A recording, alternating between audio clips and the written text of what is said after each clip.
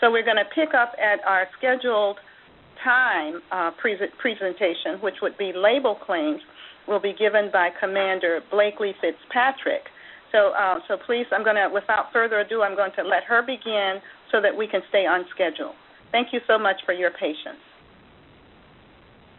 Good afternoon. I'm Blakeley Fitzpatrick. Thank you again for bearing with us with these technical difficulties. I appreciate you tuning in for my talk. It's hard for me to believe that about 10 years ago, I was sitting where you are right now, participating in the FDA Dietetic Intern Workshop. Back then, I never would have guessed that I'd be working at FDA today. I'm pleased to have the opportunity today to talk to you about label claims that are regulated by FDA. So I thought I'd start with a little label claim humor, especially after all the difficulties we've had. We can use a little humor right now. In this cartoon, two shoppers in a grocery store surrounded by exaggerated health claims that say things like, gives you cancer, and eat this and die. The caption at the bottom reads, man, the FDA is really cracking down on food labeling. It probably goes without saying that FDA wouldn't approve of the use of these claims made in this cartoon. And I'd also like to start by testing your knowledge of label claims. We're going to take a quick poll of the audience. So please discuss this with others at your site and try to determine the correct answer. Is the following statement true or false? The science behind each label claim made on a conventional food or dietary supplement package is reviewed and the language is approved by FDA.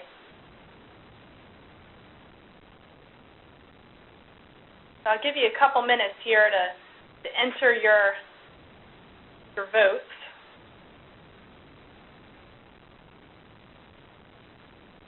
And the answer is false. And actually, a lot of people are chiming in that they believe that the answer is false. So good for you if you got that answer correct.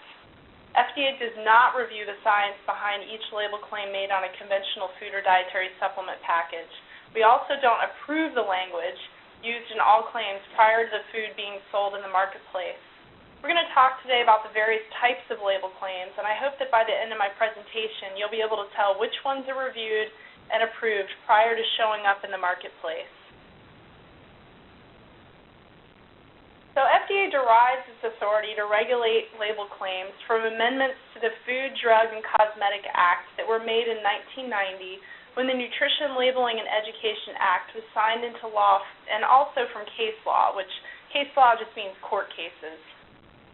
The NLEA provided the basis for the modern food label with the goals of assisting consumers in maintaining healthy dietary practices, providing a level playing field for claims, and encouraging innovations in food products.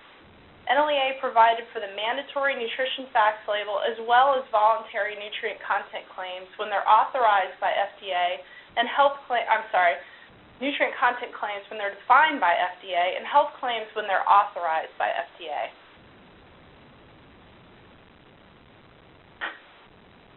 So the types of label claims that I'm going to discuss include health claims, including authorized health claims that meet our standard for significant scientific agreement, qualified health claims, and claims made in accordance with the FDA Modernization Act of 1997.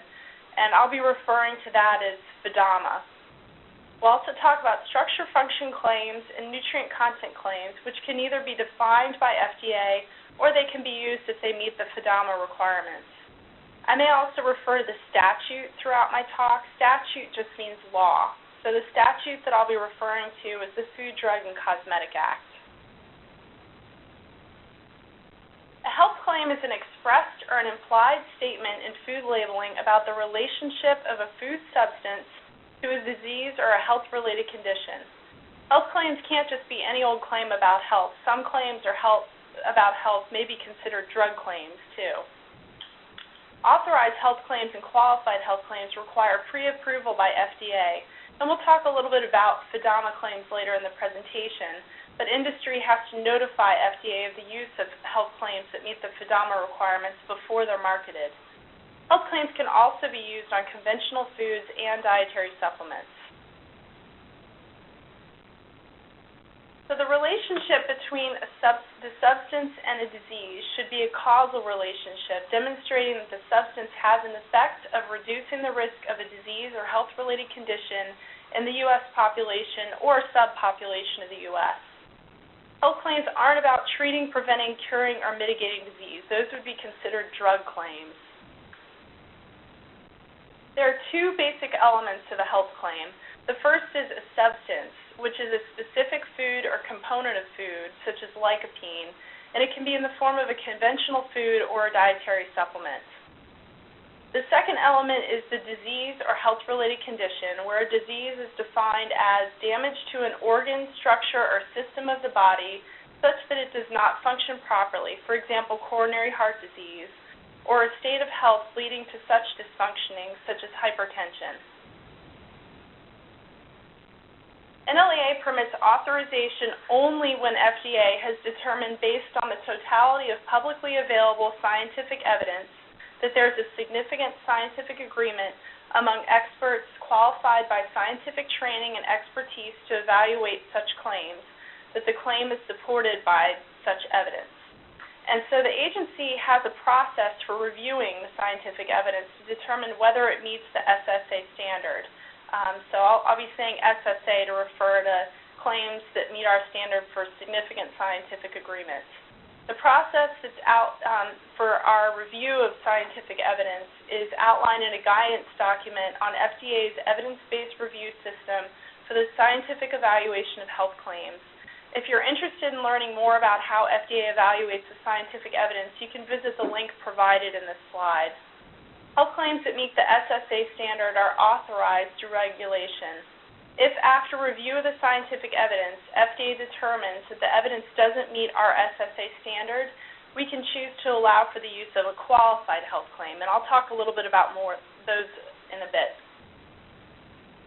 Here's a list of some selected authorized health claims.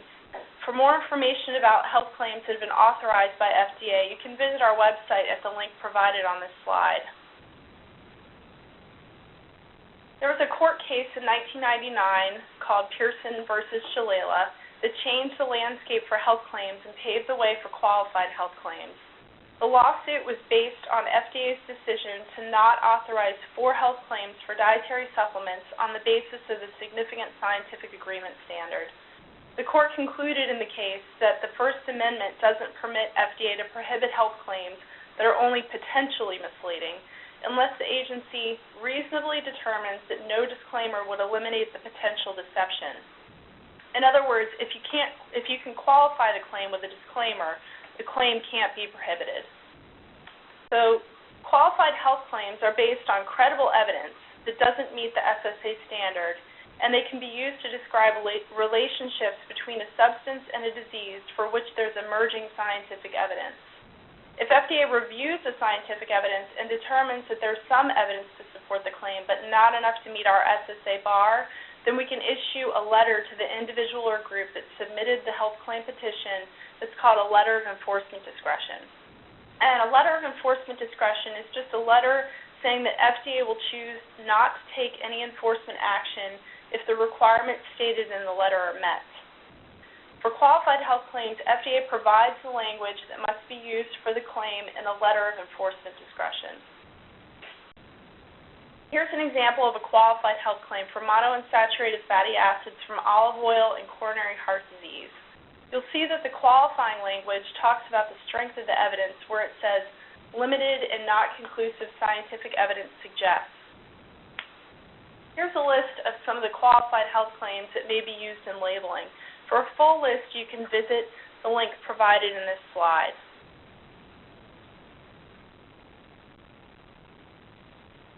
In 1997, the FDA Modernization Act amended the Federal Food, Drug, and Cosmetic Act to allow for claims to be made in the labeling of foods that are based on authoritative statements from appropriate scientific bodies.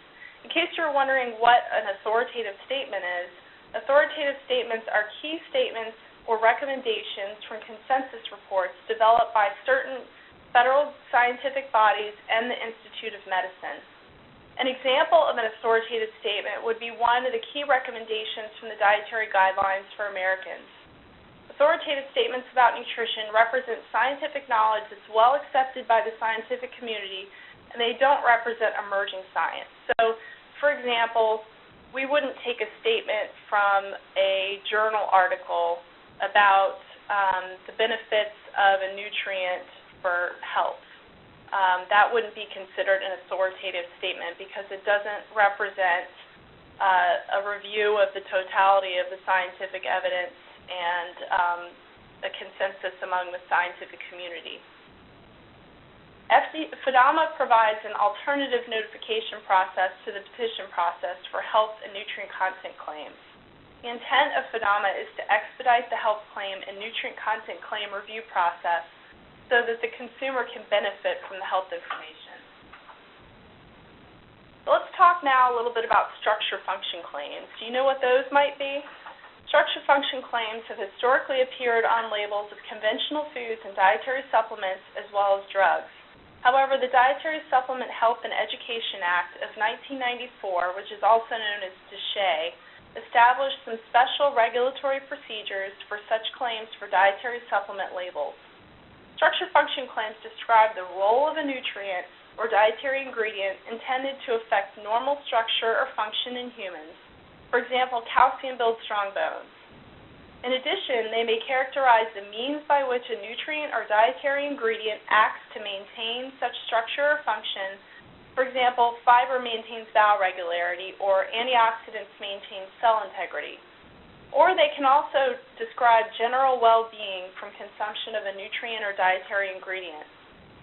Structure function claims can also describe a benefit related to a nutrient deficiency disease like vitamin C and scurvy, as long as the statement also tells how widespread the disease is in the United States. The manufacturer is responsible for ensuring the accuracy and truthfulness of these claims. They're not pre-approved by FDA, but they must be truthful and not misleading. If a dietary statement label includes such a claim, it has to state in the disclaimer that FDA has not evaluated the claim. The disclaimer must also state that the dietary supplement product is not intended to diagnose, treat, cure, or prevent any disease, because as we discussed earlier, that would be considered a drug claim. Manufacturers of dietary supplements that make structure function claims on labels or in labeling must submit a notification to FDA no later than 30 days after marketing the dietary supplement that includes the text of the structure function claim. Now we're going to talk a little bit about nutrient content claims, and there's quite a number of different types of nutrient content claims. A nutrient content claim is any claim used in the labeling of foods that expressly or by implication characterizes the level of a nutrient in the food. Nutrient content claims are defined by regulation and they require pre-approval by FDA. Some examples of nutrient content claims are express claims such as free, comparative claims such as more or reduced. Use of the term healthy in labeling is considered a nutrient content claim, and simple amount or percent claims are also considered nutrient content claims. For more information about nutrient content claims, because we can't cover everything in this talk, you can visit the link provided on the slide. If a nutrient content claim is made on a food that exceeds prescribed levels of fat, saturated fat, cholesterol, or sodium, a disclosure statement must be made. The disclosure statement alerts the consumer that the food exceeds one or more of the nutrients. An example of the disclaimer language is see nutrition information for saturated fat content. And the disclosure levels are 13 grams of fat, 4 grams of saturated fat, 60 milligrams of cholesterol, and 480 milligrams of sodium per reference amount customarily consumed, per labeled serving, or per 50 grams for foods with a small serving size. Different levels may apply to main dish and meal products. What do you think an express claim is? An express claim, there are express claims and implied nutrient content claims. The first type of express nutrient content claims are absolute and relative claims. Absolute claims describe the level of a nutrient in a product, while relative claims compare the level of a nutrient in a food to that of another food. Another type of express nutrient content claims are absolute claims. Some examples of an absolute claim are free, low, good source, and excellent source. The use of free and low depend on the nutrient. For example, to be fat-free, the product has to contain less than 5 milligrams of fat per rack and per labeled serving size. In case you aren't familiar with what a rack is, the rack stands for reference amount customarily consumed. The reference amounts are based on U.S. consumption data, and they serve as the basis for labeled serving sizes. To be a sodium-free food, the product must contain less than 5 milligrams of sodium per rack and per labeled serving. And to use a good source claim, the food must contain between 10 and 19% of a nutrient per rack, and for an excellent source claim, it has to contain 20% or more of the daily value of a nutrient per rack. Relative claims can also be used to compare the level of a nutrient in one food to another reference food. For example, a reduced claim could be used if the product has at least 25% of a nutrient per rack compared to an appropriate reference food. And what is an appropriate reference food, you may be thinking? An appropriate reference food is a food or group of foods that are representative of the same type as the food bearing the claim. The type of food used as a reference food must be identified on the label as part of the accompanying information. For example, potato chips could be used as a reference food for pretzels because they're both snack foods of the same type. A product may bear a more claim if it contains at least 10% more of the daily value for a nutrient per rack than the appropriate reference food. There are three types of implied nutrient content claims. There are those that suggest that a nutrient is present or absent in a certain amount. So, for example, a statement that a product contains no oil would imply to the reader that the product is fat-free. Those that suggest a food is healthy must also meet certain regulatory requirements. And finally, equivalence claims. An example of an equivalence claim is contains as much vitamin C as an 8-ounce glass of orange juice. These are the criteria for the use of the word healthy. Healthy and any of its derivatives, such as health or healthful, are also implied nutrient content claims, suggest that the food, because of its nutrient content, may be useful in maintaining healthy dietary practices. Foods that include the use of the term healthy or any of its synonyms in labeling must meet these requirements for total fat, saturated fat, sodium, cholesterol, and beneficial nutrients. And seafood and game meats, as well as meals and main dishes, have different requirements for use of the term healthy. Finally, amount and percentage claims are claims that are also permitted about the amount of a nutrient provided that the statement does not implicitly characterize the level, for example, good source or low, of a nutrient in the product. Example of amount statements include 100 calories or 500 grams of carbohydrate. 5 grams of carbohydrate. In addition, no authorization is needed for statements that describe the percentage of a vitamin or mineral in a food in relation to the DV. For example, a product may bear a statement that it contains 60% of the DV for vitamin C. Thank you very much for your attention. Hopefully after my talk you'll have more knowledge about some of the types of claims that FDA regulates.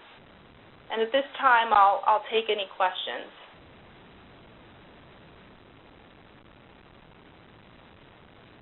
Questions there?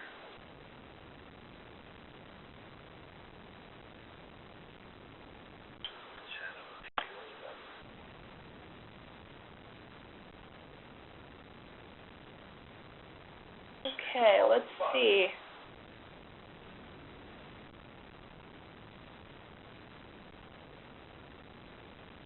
So there's quite a few questions here about front-of-pack labeling or use of facts up front. And actually, I'm going to defer those questions to, there's another speaker, Vinny DeJesus, that'll be speaking a little bit about that at a later time.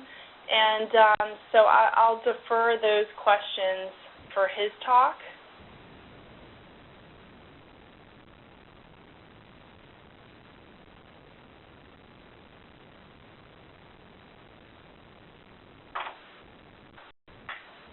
Okay, so it says, does FDA approve each new product making the claim or just new claims? And so FDA does not approve each new product. We have a review process for approving the health claims and nutrient content claims, labeling claims that are made on the food. We don't review and approve all food products that are out there.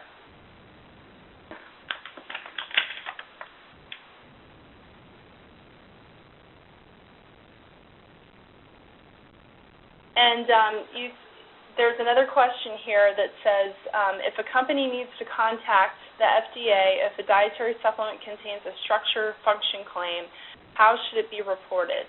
And there's actually guidelines for how those should be reported.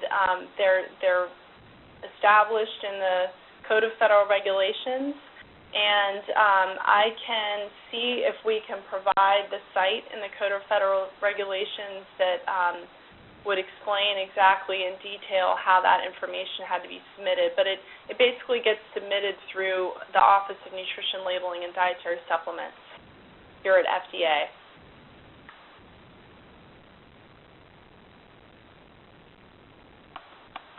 Let's see if there are any other questions here that I missed. Wants to repeat the code for joining.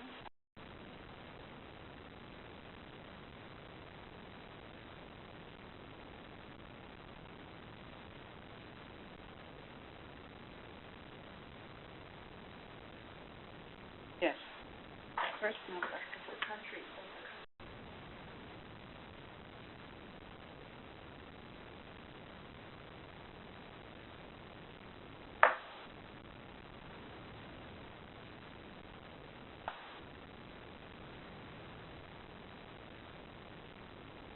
Okay, there's another question here about how many SSA and qualified health claim applications are outstanding at this time. I can't comment on that. We do have a process for those being submitted to our office, and there are statutory requirements for how long we have to review and respond to those, but I can't speak to that question at this time. And there's a question about, do you guys do analytical analysis to prove that what the claims are on the label are correct in terms of nutritional information and percent DV? So the answer to that is kind of yes and no. We don't do that for every food product on the market, but we do have field agents that are out throughout the United States and actually in other countries too. And they, gather information about what's on food labels, and also people can submit if they suspect that there's a food label that has incorrect information. It can be submitted to FDA, and if we have any concerns about the information that's on there, we can do a review for compliance purposes, and in some cases we may need to do an analysis of the food to determine if it meets the compliance requirements for that specific nutrient that we're concerned about. So yes, we can.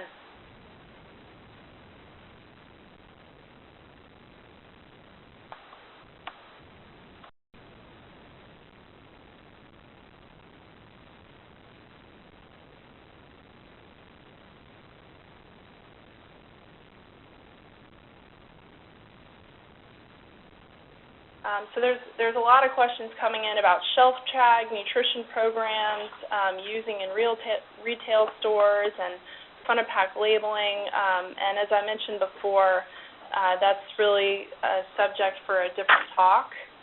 So I'm going to defer those to Vinny DeJesus's talk, and unfortunately it was postponed because we were having technical difficulties earlier, but he will be able to speak to those questions better than I can.